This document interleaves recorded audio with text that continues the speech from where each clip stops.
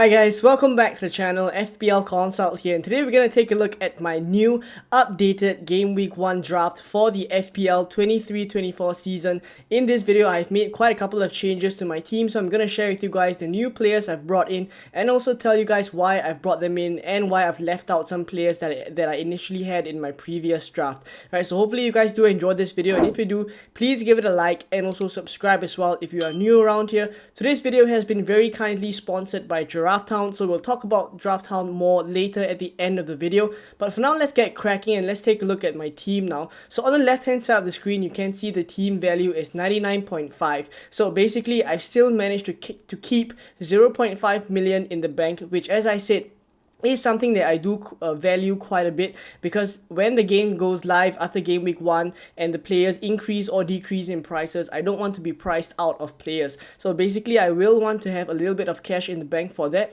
So 0.5 in the bank, I'm pretty happy with that. And also the formation is a 3-5-2, so I haven't really changed formation much, but the personnel has seen quite a bit of changes. So we'll start in goal, and basically, in general, when it comes to goalkeepers, I don't feel like there's a standout keeper at the moment. So currently, I have Onana at 5.0 million. Now, he is slightly more expensive and obviously one of the more premium keepers in the game. But the reason why I've gone for him is simply because when I compare him to Luke Shaw, I save a 0.5 million. That's one thing. And on top of that, Onana, I don't feel will score much less than Shaw when it comes to the first couple of game weeks, simply because I don't think that there are a lot of clean sheets in the first couple of game weeks, right? So I don't think Luke Shaw would be getting double-digit hauls in game week 2 or game week 4, where they have quite tough fixtures. And then maybe later on, if Luke Shaw is going on a hot streak, I can always bring him in with 0.5 in the bank. I can upgrade some of my defenders that are currently in the team, right? So for now, I think Onana allows me to kind of cover that Manchester United defense, and on top of that, he is a keeper that I feel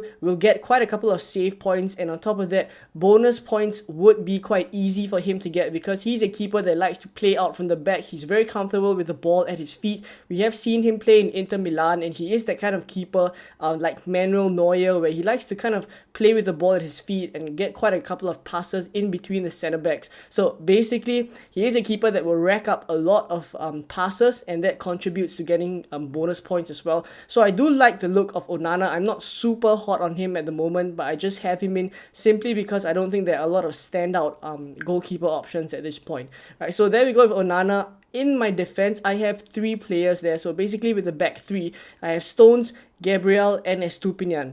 Now, the reasoning behind John Stones is simply because I just don't think that the Man City fixtures can be ignored, whether it's from a defensive standpoint or an attacking standpoint. I just feel like there are quite a couple of clean sheets to be had for Man City, and of course, John Stones is that player or is that defender that at least looks quite nailed. And on top of that, he's playing the inverted fullback role where we saw him end last season, right? And in preseason, he's kind of adopted that role again, and he of course picked up a goal. So I do like the look of John Stones, and in general, I really do rate him as a player, right? Even his attacking game is pretty strong as well, right? So there we go with John Stones. Gabriel, 5.0 million. I do know that Gabriel has made quite a couple of mistakes in preseason that led to the Manchester United goals, because Manchester United won Arsenal 2-0 in the preseason friendly. But that said, I still do think like Gabriel will have a great first couple of game weeks, because Arsenal do have the best first three game weeks out of the blocks, right? So, and of course, when we take a look at the longer term, maybe 7 to 8 game weeks, Arsenal is playing most of the oppositions that conceded a lot of set-piece goals, and that's where Gabriel got most of his points last season, getting set-piece goals as well. So his goal threat is really good. I am aware he made a couple of mistakes in preseason, but I still do think he will be first choice. And at 5.0 million for entry into an Arsenal defense that probably will be quite solid going into the season with their easy fixtures, I think Gabriel is also pretty much going to be in my team for game week 1. And then Estupinian, 5.0 million. Brighton, of course, do have a really good run of first 3 fixtures, and then it gets bad. So he is a player that I think I will probably have for the first 3 and maybe look to move on after game week 3. But that said, I do know that his attacking threat is something that I don't think I can ignore for the first 3 game weeks, because their fixtures are really good. And Estupinian, of course, we saw him end the season with a really good run of attacking output, right? So I will probably have Estupinian as well in my team. And obviously the main omission that you guys would notice is Trent Alexander-Arnold. So the thing with Trent is that I think I'm coming around to the idea that going without Trent will allow me quite a couple of upgrades elsewhere. And the thing is, with Trent, I don't feel like I'm missing out too much because firstly, Liverpool's fixtures are not that good to begin with. And on top of that, Trent is playing a number 6 role now, right? As compared to that kind of inverted fullback role last season where we saw him get a lot of attacking returns and assists. He is playing kind of that deeper role as compared to a number 8. And I still do feel like that role has changed a little bit as compared to the end of last season, right? So based on what we're looking at pre-season, I don't think it's looking that great. If Liverpool do sign a number 6 and Trent does get to go slightly further up, maybe I will consider bringing Trent in. But of course, looking at the way this draft is shaping up, it will be quite tough to bring Trent in if I decide not to go with him from the get-go, right? So for now, in this draft, as you guys will know, I don't have him. He's also not on the bench, right? And for now, I'm going to go with Stones, Gabriel, and Estupinian as my back 3. So next up in midfield, I have Saka, Foden, Martinelli, Rashford, and Eberechi Eze. So in general, the difference between this midfield 5 and the previous midfield 5 was that I had two 6.5 million players in Mitoma and Mbeumo. But as of late, I have kind of gotten a little bit less hot on those players. I feel like Mitoma has been slightly overhyped a little bit. And I do think like there could be a lot of rotation going on in that Brighton team because they have loads of options. And even if Mitoma does get a couple of starts here and there, in the first 3 game weeks, I'll be happy to have him. But after that, if I just look to ship him out and he'll be a transfer waiting to happen, I may as well just go for a player from the start like Eberechi Eze, who has a decent run of fixtures from game week 1 all the way up till game week 8, game week 9, where I may be looking to wildcard. So it's a decent time horizon there. And Mbeumo as well. Mbeumo's fixtures are pretty good, but the thing with Mbeumo is that we don't really know, right, what his role will be, whether he'll be playing centre forward. It looks like Yohan Wissa is starting there. And for penalties as well, no one knows for certain whether Mbeumo will be on penalties. So with Eberechi Eze, we are getting a nailed 90-minute starter and someone who's definitely on set pieces and penalties as well. So that's why at the moment for my 6.5 million midfielder in this midfield, I have Eberechi Eze. Saka is someone that I've always had in my team. I'm still very, very hot on Saka and he will probably be locked in my draft, right? On penalties, Arsenal's run is just too good to ignore and he is kind of, the talisman for Arsenal, right? So Saka is also nailed in my team. And then I have Foden, Martinelli, and Rashford. Now, Foden, I am, not as hot as I was previously on Foden. But the thing is, he is still in my draft for a couple of reasons. He's at that 7.5 million price point where I do really like it. I could go downwards from there to a Grealish or I could go upwards as well. There are quite a good number of 8 million options, such as Martinelli, who's already in my team. But there are quite a number of good 8 million options as well. And the thing with Foden is, even though his minutes are not as good are not looking as good as previously because Kevin De Bruyne is on the bench right now for preseason, so it's looking like De Bruyne would be back. So even if Foden doesn't start in the Kevin De Bruyne position, it is probably unlikely that he plays in that Mahrez role as well because Bernardo Silva can play there, and then Jack Grealish looks so nailed on the left. So I think for Foden, even though he's looking as if his minutes will not be as secure, I still do feel like there will be a chance for Pep to feature him more consistently this season. I will want to see a little bit more pre-season, right? A little bit more from Phil Foden pre-season, but at the moment I am still pretty okay to have him in my draft, 7.5 million. And then there's Martinelli and Rashford. So talking about Martinelli first, 8.0 million. I've chosen to go for Martinelli here instead of Jesus because I've wanted to put Nkunku up front. So it's a little bit of a spoiler, but basically, if I want Nkunku up front to cover that Chelsea attack, then I will want my third Arsenal attacker to come from the midfield and none other than Martinelli, because if it's Odegaard, it'll be 0.5 million more expensive. But aside from that, I still do think like Martinelli's goal threat is something that we have kind of let go under the radar, right? Because a lot of us are talking about Saka, but Martinelli's output last season, the whole of last season, has been really good as well, and he actually started all of the games, even though Trossard came in towards the end of the season. He started all the games throughout the season where he was fit, except for 2 games, right? So I still do think like Martinelli's minutes are pretty good, right? And that's why he's in my draft as my 3rd Arsenal attacker. And then for Marcus Rashford, of course, we do want some Man United coverage, and I've chosen to go for Marcus Rashford, even though Bruno Fernandes has just scored a goal against Arsenal in preseason. I'm still more hot on Marcus Rashford, just because I do think like Rashford will still continue to be Manchester United's talisman. It is looking like Manchester United will sign a number 9, and then that may affect Rashford's position in the team, where he will be in the attack and things like that. But as of now, I'm still pretty okay to have Marcus Rashford in the team. 9 million, I think, is an okay price point as well. And of course, Son is also at 9 million, so it will be an easy swap from Rashford to Son if Son happens to pick up form. Right, so there we go with this midfield 5: Saka, Foden, Martinelli, Rashford, and Eze. Let's take a look at the forwards.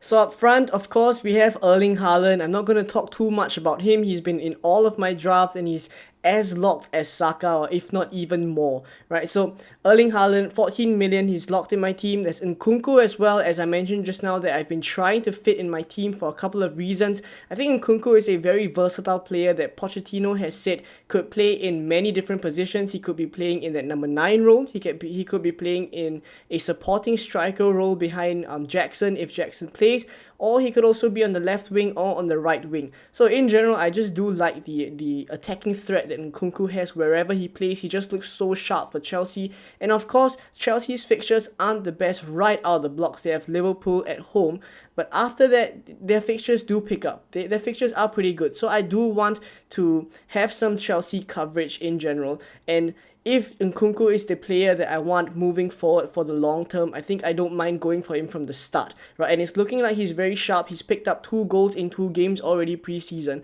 So for now, it's looking like he'll be in my draft. And then let's move over to the bench, because I actually have another Chelsea player in Ben Chilwell. So we'll cover the whole bench now. There's Areola as my backup goalkeeper. There's Chilwell first on the bench. There's Kabore second on the bench, and third is Surridge, who is my bench for the forward. So let's talk about Areola first. He's the choice. He's the kind of the pick, the 4.0 pick for goalkeepers. But of course, there are a couple of clips circulating around Twitter that's been showing Areola not performing as well preseason. He let in quite a number of cheap goals. So it remains to be seen whether the Areola 4.0 keeper dream will continue to be the case. But aside from that, I have Ben Chilwell on the bench as well. So 5.5 million for a Chilwell on the bench may not make sense to a lot of you guys, but the reason why I have him is because I definitely want Ben Chilwell come game week 2 or game week 3 once Chelsea's fixtures pick up. So I rather have him in my team now and then swap him into the starting 11 than have him as a transfer waiting to happen, right? So having him on the bench, I can very simply move him into the team once Chelsea's fixtures pick up, and then I can make transfers elsewhere, make use of that one free transfer that I've saved, right, to upgrade players elsewhere, or downgrade players with more information, basically, right? Because come game week 2, game week 3, a lot of things will change, and I have more information and I can make better informed decisions than by having Chilwell in my team already, right? And then there's Kabore, who's come up as an option. He's from Luton as well. He just signed for Luton, and there is a lot of talk about him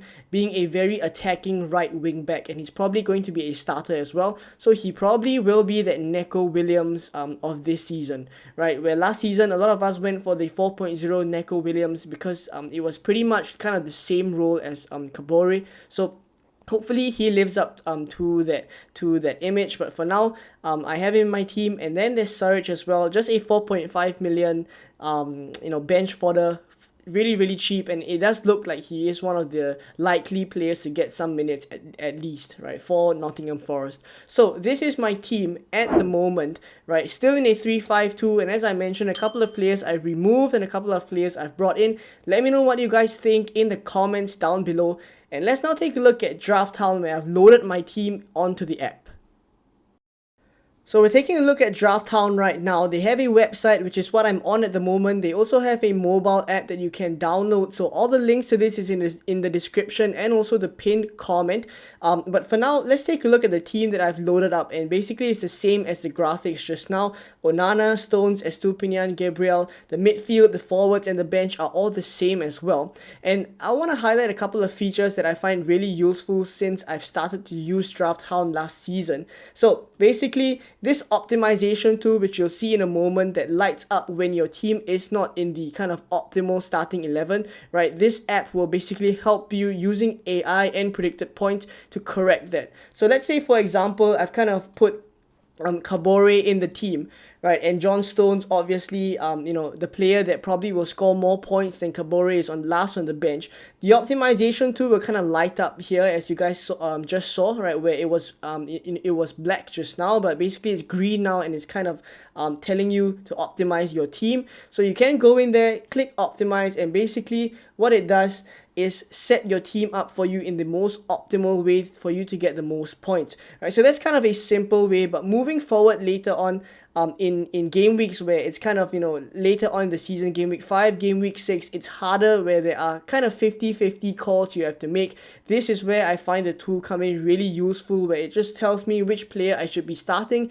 which player I should be benching. And let's now take a look at other features as well that has kind of helped me out really throughout the rest of throughout the whole of last season, actually, right? So top picks, as I mentioned just now, that all the players here, where you can see the expected points, right? Highest chance of returns in terms of the anytime scorer odds, and all these are based on bookie predictions as well, right? And then the one that I find really useful is actually the fixture analysis, where the one that I find the best is actually the clean sheet one, where I can kind of decide which defenders to start, which defenders to bench. So for the easy ones like Manchester City, Arsenal, Manchester United, it's pretty easy to start all these defenders every week.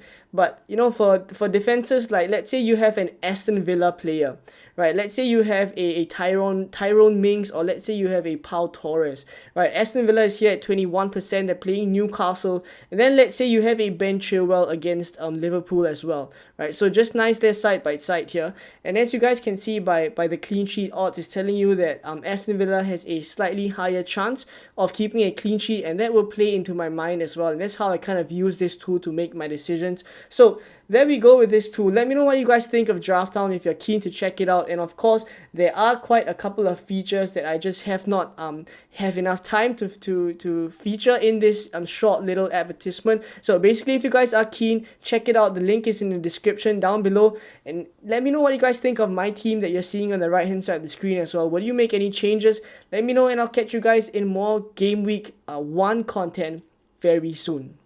Bye bye.